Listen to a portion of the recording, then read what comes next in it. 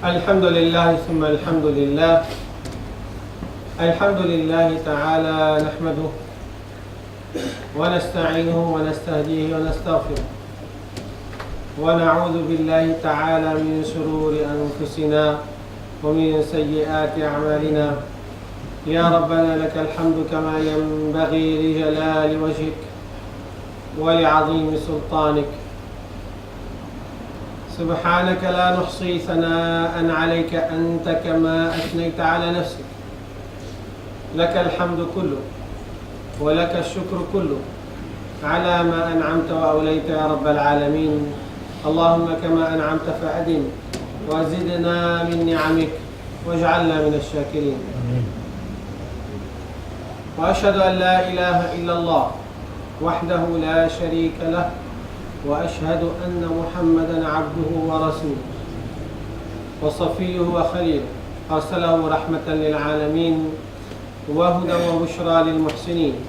فبلغ الرسالة وأدى الأمانة ونصح الأمة وتركنا على المحجة البيضاء ليلها كنهارها لا يزيغ عنها إلا هالك.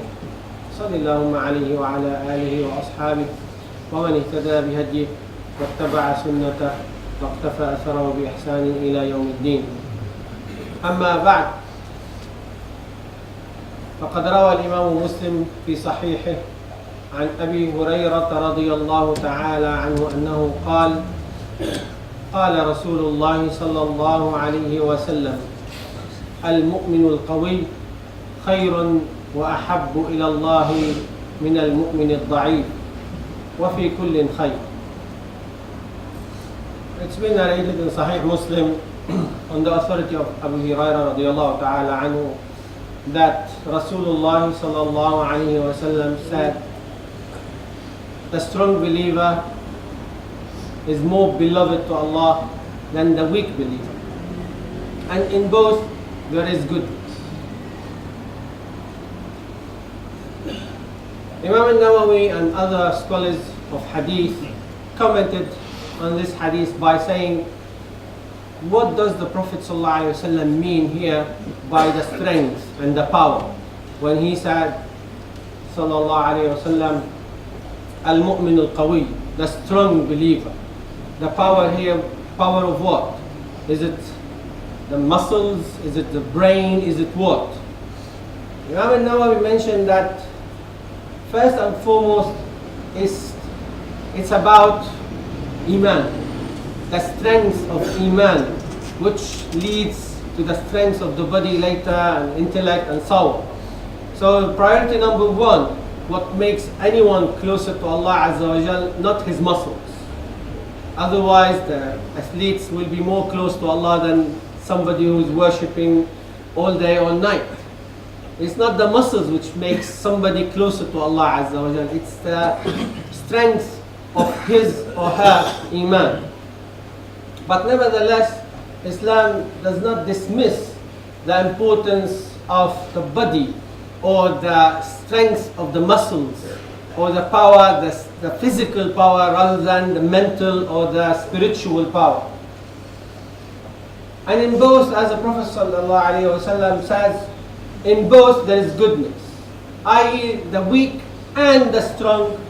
As long as they are believers, Allah Azza wa Jal accepts them, but it's an inspiration for us to be strong. Strong in our Iman, strong in our body as well, because our body will take us through this journey. So as long as we look after our body, as long as we can pray standing rather than sitting, as long as we look after our body, we can live healthy life rather than difficult life. So the Prophet ﷺ, he wants to inspire the Ummah towards the real strength, which is the strength of Iman and the physical strength which we need in our daily activities. And I know that everyone is almost watching the World Cup. It's the mania of the World Cup, FIFA World Cup. Since 1930, this game started, 88 years ago sort of. and everyone is watching and encouraging this team or that team, and we've seen high aspirations and inspiration and high expectations from some Muslim teams, some Muslim countries, and people were behind them. And unfortunately, we've seen as well some animosity between Muslims. Instead of supporting one another, they were supporting non-Muslim team against the Muslim team, which is very strange. But it shows us how weak we are in our Iman. It shows us how weak we are in our Ummah. So no wonder we've been invaded so many times, we've been through turmoils and calamities, and still is the case in our Ummah. So the World Cup is a reflection of what we have in our Ummah, but in the playground. So what do we learn from the World Cup? Are there lessons to learn? Yes, there are plenty, of course. Let alone it lasts for 4 weeks and people are, I remember 4 years ago, it's every 4 years. 4 years ago it was in Ramadan. So people were, competing with Taraweeh. You have the World Cup competing with Salatul Taraweeh. So people will miss Salatul Taraweeh to watch the World Cup. And of course, I'm not saying that some people will not pray Taraweeh, but yes, they will. But other people will rather go to the coffee shop and watch on a big screen and support their team. Anyway, so going back to our reality today. We've seen Muhammad Salah, for instance. Everyone was having high hopes from Muhammad Salah, but nonetheless, he cannot make miracles by himself. He's one in a team. So you need the team to be strong in order to deliver. I'm not lecturing about football today, of course not, but I'm trying to learn that when we are strong in our Iman, we will be strong in our relationships as Muslims. And we will be strong in our approach as Muslims.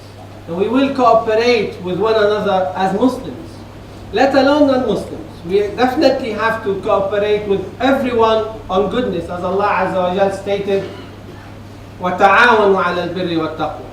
So support one another, cooperate with one another in goodness and piety. But we've seen the opposite. So from our side as Muslims, it was a disaster.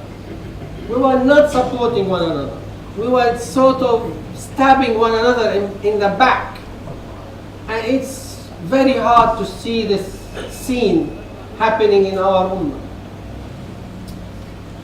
A second scene which we saw as well was the VAR system, video assistant referee, which been introduced a couple of years ago. As well, it's in favor of the strong countries, not the weak countries. Discrimination all the way. Why? Because we are weak. So if you are strong, they will support you with the VAR system. But if you are weak, the referee will dismiss your request. And we've seen this a couple of times, probably more. I'm not following, but anyway, I can ask my children, they can inform me easily.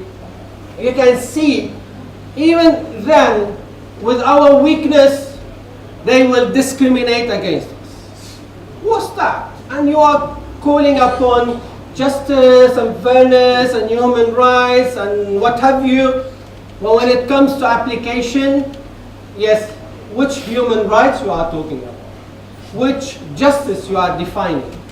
So there's a big difference between the human rights applied amongst Europeans or Westerners or non-Westerners or Europeans. There's a big difference. So nevertheless, have we been strong? No one can discriminate against you. This is lesson number 2. Lesson number 3 We've seen even the Europeans, with all their differences, they were forgetting about their political differences, and we know that it happened in Russia. And Russia is the enemy of Europe and the enemy of America, but nevertheless, they forgot about their political differences and went to the game. And from our side as Muslims, we cannot forget our political differences, and we were stabbing one another for political reasons, not for any other reason but politics. What's this stupidity which we have? Recently we've been specialized in stupidity and silliness. I don't know what's wrong with us. So forget about your political differences. You are one ummah, you have one God, you have one Messenger sallallahu alaihi wasallam, you have one Qur'an, you have one Qibla. Is it not enough to unite us? Even in a silly game? La hawla wa la quwwata illa billah. Lesson number 4, which we learned, determination. The formula for success for any team, not only in sports and football. We need determination. We need consistency. We need hard work. We need harmony. If we don't have any of this or some of this, we cannot success. It's not enough to have money to get success. No matter how many millions you put on your team, if you don't have the right qualities, success will not be your companion. So you need people with determination and hard work and the right mentality and the right caliber. But again, we have the wrong team. Even our team, England, they were not very working in harmony. We've seen plenty of mistakes, but nevertheless, they lost it. Because it's not very harmonized team, it's not working properly with each other. So on a personal level, on a community level, determination is important. Hard work is important.